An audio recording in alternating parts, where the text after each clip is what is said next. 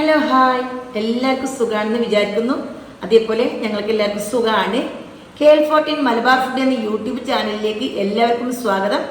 ഇന്ന് evening snacks ആയിട്ടുള്ള കിഴങ്ങ് പൊരിച്ചത് അല്ലെങ്കിൽ പോടിയാണ് നിങ്ങൾക്ക് ഷെയർ ചെയ്യുന്നത്. ഭയങ്കര പെർഫെക്റ്റും ടേസ്റ്റുമായിട്ട് എങ്ങനെ ഉണ്ടാക്കുന്നതെന്ന് നോക്കാം. ഞങ്ങൾ കാസർഗോട്ടുകാർ ഈ സ്നാക്സിനെ പോടി എന്നാണ് പറയല്. ചില ആൾ കേങ്ങാച്ചിയെന്നും പറയും, ചില ആൾ ഇതിനെ കിഴങ്ങ് ബജ്ജി എന്നും പറയലുണ്ട്. അപ്പോൾ പേര് എന്തായാലും പ്രശ്നമൊന്നുമില്ല. ഹോട്ടലിൽ നിന്നും കിട്ടുന്ന അതേ ടേസ്റ്റിൽ എങ്ങനെ ഉണ്ടാക്കുന്നതാണ് ഞാൻ കാണിച്ചു തരുന്നത്. ഇത് വൈകുന്നേരത്തേക്ക് ഉണ്ടാക്കാൻ വേണ്ടിയിട്ട് വളരെ എളുപ്പമാണ്. ഭയങ്കര ടേസ്റ്റിൽ നമുക്ക് ചായ കുടിക്കുകയും ചെയ്യാം. അപ്പോൾ ഇത് ഉണ്ടാക്കാൻ വേണ്ടിയിട്ട് ഞാനിവിടെ കുറച്ച് കടലപ്പൊടി എടുത്തിട്ടുണ്ട്. 250 ml മെഷർമെൻറ്റ് കപ്പിലാണ് ഞാൻ എടുത്തിട്ടുള്ളത്. നല്ല ക്വാളിറ്റി ഉള്ള കടലപ്പൊടി 1 കപ്പ് ഞാൻ എടുത്തിട്ടുണ്ട്. ഇനി ഇതൊരു ബോളിലേക്ക് ഇട്ട് കൊടുക്കണം. പിന്നെ ഇതിലേക്ക് വേണ്ടത് അരിപ്പൊടി, അതായത് പച്ചരിപ്പൊടി. പച്ചരിപ്പൊടി നിങ്ങളെ കയ്യിലില്ലെങ്കിൽ മൈദപ്പൊടിയായും കുഴപ്പമൊന്നുമില്ല. 1/4 കപ്പ്. അപ്പോൾ 1 കപ്പ് കടലപ്പൊടിക്ക് 1/4 കപ്പ് പച്ചരി. പിന്നെ 1/2 ടീസ്പൂൺ ചെറിയ ജീരകം ഇട്ട് കൊടുക്കണം. പിന്നെ വേണ്ടത് ഉപ്പ്. ഞാൻ 3/4 ടീസ്പൂൺ ഇട്ട് കൊടുത്തിട്ടുണ്ട്. അപ്പോൾ ടേസ്റ്റിനനുസരിച്ച് നിങ്ങൾക്ക് അങ്ങോട്ടോ ഇങ്ങോട്ടോ മാറ്റെല്ലാം വരുത്താം. പിന്നെ ഞാനിതിലേക്ക് 1/4 ടീസ്പൂൺ അപ്പക്കാരം, 1 ടീസ്പൂൺ മുളകിൻ്റെ പൊടി, എരിവുള്ള മുളക് പൊടിയാണ് ഞാൻ ഇട്ടിട്ടുള്ളത്.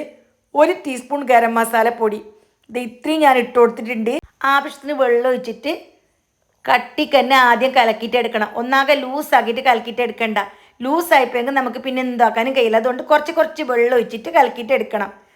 ഞാൻ ഇപ്പോൾ കണ്ടില്ലേ, ആദ്യം കുറച്ച് ഒഴിച്ചു കൊടുത്ത് നല്ലപോലെ കട്ടിക്ക് ഇങ്ങനെ പേസ്റ്റ് പോലെ ആക്കി, പിന്നെയും കുറച്ച് ഇങ്ങനെ ഒഴിച്ചു കൊടുത്ത്, അങ്ങനെയാകുമ്പോൾ എന്താവും, നല്ല സ്മൂത്തായിട്ട് നമുക്ക് കലക്കാൻ പറ്റും. ഈ മാവ് 2-3 മിനിറ്റെങ്കിലും നല്ലപോലെ കലക്കിയിട്ട് എടുക്കണം. അപ്പോൾ എണ്ണയ്ക്ക് അപ്പൂടുന്ന സമയത്ത് തന്നെ നല്ലപോലെ ബോൾ പോലെ പൊന്തിയിട്ട് വരും. പിന്നെയും കുറച്ച് വെള്ളമെല്ലാം ഒഴിച്ചു കൊടുത്ത് എന്നിട്ട് കറക്റ്റ് ഒരു പരുവത്തിൽ കലക്കിയിട്ട് എടുക്കണം. ഞാനിവിടെ 4-5 മിനിറ്റ് നല്ലപോലെ ബീറ്റ് ചെയ്തെടുത്ത്. ഇങ്ങനെ ബീറ്റ് ചെയ്തെങ്കിൽ മാവ് നല്ല സോഫ്റ്റ് ആവും. അങ്ങനെ സോഫ്റ്റ് ആയിട്ടാകുമ്പോൾ എന്താവും അറിയോ, അപ്പം നല്ലപോലെ പൊന്തിയിട്ട് വരും. ഇനി നമുക്കിത് മൂടിയിട്ട് വെക്കാം. 1 മണിക്കൂറിന് ശേഷമാണ് ഞാൻ ഈ അപ്പം ചുട്ടെടുക്കുന്നത്. വെള്ളം കണ്ടില്ലേ, 3/4 കപ്പ് വെള്ളം എനിക്ക് ആവശ്യമായിട്ട് വന്നിട്ടുണ്ട്. കിഴങ്ങ് മുറിക്കുന്ന സമയത്ത് നല്ല തെളുപ്പായിട്ട് മുറിക്കണം, അതായത് തിന്നായിട്ട് മുറിക്കണം. കട്ടിക്ക് മുറിച്ചെങ്കിൽ ഈ അപ്പം ഭയങ്കര ടേസ്റ്റായിട്ട് കിട്ടില്ല. എല്ലാം ഞാൻ മുറിച്ചിട്ട് എടുത്തിട്ടുണ്ട്. 1/2 കിലോ തന്നെ കിഴങ്ങ് വേണ്ട ഇത്ര മാവിന്. ഒരു 300 ഗ്രാം കിഴങ്ങ് ഉണ്ടെങ്കിൽ ഇത് ഈ ഒരു മാവിൽ കണക്കായിട്ട് ചുട്ടിട്ട് എടുക്കുക. പിന്നെ എണ്ണ ചൂടാകാൻ വെച്ചിട്ട് മുങ്ങിക്കിടക്കാൻ പാകത്തിന് എണ്ണ ചൂടാക്കിയിട്ട് എടുക്കണം. ആദ്യം ഫുള്ള് തീയിൽ വെച്ചിട്ട് ചൂടാക്കി, എന്നിട്ട് തീ മീഡിയം ആക്കി കൊടുത്ത് അതിന് ശേഷം മാവിലേക്ക് മുക്കിയിട്ട് ഇട്ട് കൊടുക്കണം. കിഴങ്ങ് മാവിലേക്ക് മുക്കിയിട്ട് എണ്ണയ്ക്ക് ഇടുമ്പോൾ തന്നെ നല്ലോണം ബോൾ പോലെ പൊന്തിയിട്ട് വരുന്നുണ്ടില്ലേ. 1 അപ്പക്കാരം ഇട്ടിട്ടുണ്ട്. പിന്നെ 1 മണിക്കൂർ റെസ്റ്റ് ചെയ്യാൻ വേണ്ടിയിട്ട് വെച്ചിന്. അപ്പക്കാരം വളരെ കുറച്ച് 1/4 ടീസ്പൂണാണ് ഞാൻ ഇട്ടുന്നത്, കൂടുതൽ ഇട്ട് കൊടുക്കണ്ട. ഇനി അപ്പക്കാരം വേണ്ടാന്നുണ്ടെങ്കിൽ ആ ഭാഗം നമുക്ക് സ്കിപ്പ് ചെയ്യാം. അപ്പക്കാരം ഇടാണ്ട് പ്രശ്നമൊന്നുമില്ല.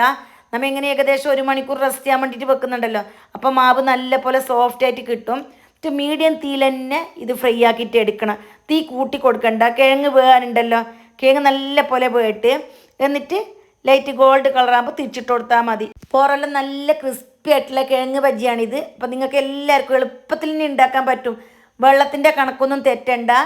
ഞാൻ 1 കപ്പ് കടലപ്പൊടിയും 1/4 കപ്പ് പച്ചരിപ്പൊടിയാണ് എടുക്കുന്നത്.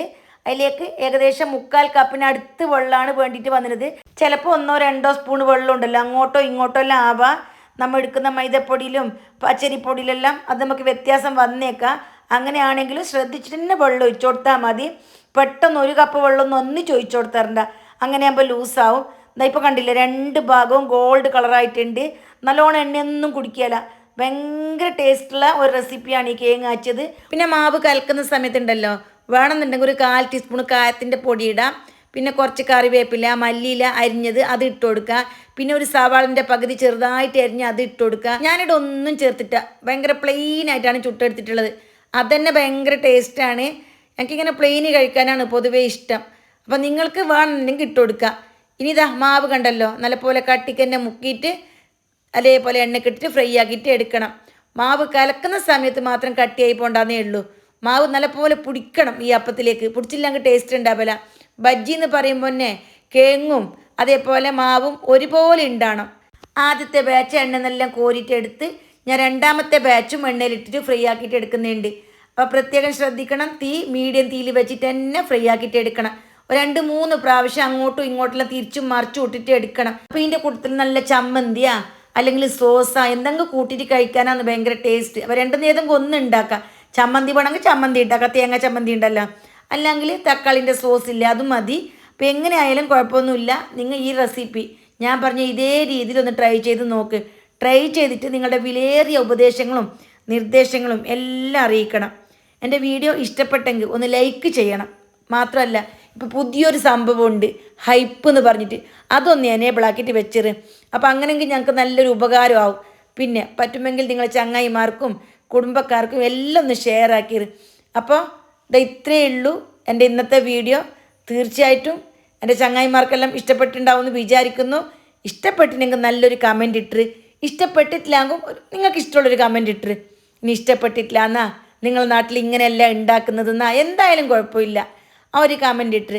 അങ്ങനെയാകുമ്പോൾ എനിക്കും മനസ്സിലാവും നിങ്ങളുടെ നാട്ടിലത്തെ അവസ്ഥ എന്ത്, നിങ്ങളുടെ നാട്ടിൽ എങ്ങനെ ഉണ്ടാക്കുന്നത്, എൻ്റെ ചങ്ങായിമാർക്ക് ഇഷ്ടപ്പെട്ടിനാ ഇല്ലെന്നുള്ള ഒരു ബോധം എനിക്ക് വരും. ഇനി ഞാൻ ഉണ്ടാക്കുന്ന അവതരണത്തിൽ എന്തെങ്കിലും മാറ്റം വരുത്തണം, അങ്ങനെയുള്ള എല്ലാ നല്ല നല്ല കമൻറ്റും മോശം കമൻറ്റും ഒക്കെ നിങ്ങൾ അടയാളപ്പെടുത്തണം.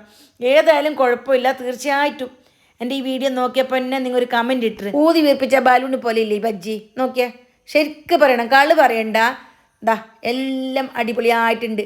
നമ്മൾ തട്ടുകടയിലെ ഗ്ലാസ് ചില്ലിലും അതേപോലെ ഹോട്ടലിലെ ഗ്ലാസ് ചില്ലിലും കാണുമ്പോൾ ഞാൻ കൊതിയോടെ നോക്കി നിന്ന് പോകുന്ന കുറച്ച് ഐറ്റംസിൽ ഒന്നാണിത്.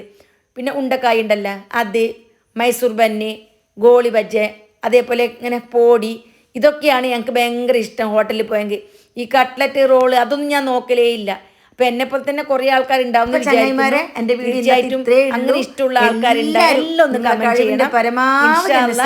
ഇനിയും നല്ല നല്ല റെസിപ്പിയുമായിട്ട് വീണ്ടും വരുന്നതായിരിക്കും. പിന്നെ നിങ്ങൾക്ക് ഏതെങ്കിലും റെസിപ്പി വേണമെന്നുണ്ടെങ്കിൽ അതൊന്ന് കമന്റ് ചെയ്ത് വീണ്ടും കാണാം.